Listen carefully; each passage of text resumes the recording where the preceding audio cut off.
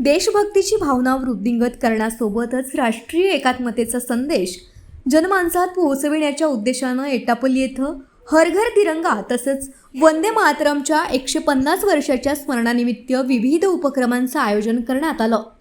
केंद्रीय राखीव पोलीस दलाच्या 191 बटालियनच्या पुढाकारानं जिल्हा परिषद हायस्कूल व कनिष्ठ महाविद्यालय एटापल्ली येथे हा उपक्रम उत्साहात पार पडला। विद्यार्थ्यांनी उत्स्फूर्त सहभाग घेत देशभक्तीपर वातावरण निर्माण केलं।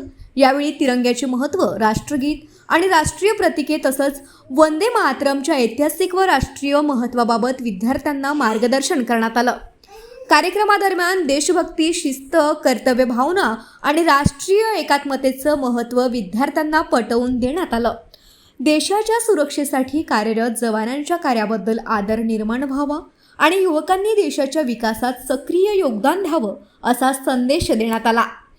कार्यक्रमाला 191 बटालियनचे उपकमांडंट नरेंद्र सिंह राठोड, सीआरपीएफ निरीक्षक होनप्पा बी, जिल्हा परिषद हायस्कूल तथा कनिष्ठ महाविद्यालयाचे प्राचार्य विजय मसराम, छाया श्रीरामे, राजेंद्र जांभोडे यांच्यासह अधिकारी, शिक्षक, कर्मचारी, विद्यार्थी व मान्यवर उपस्थित होते।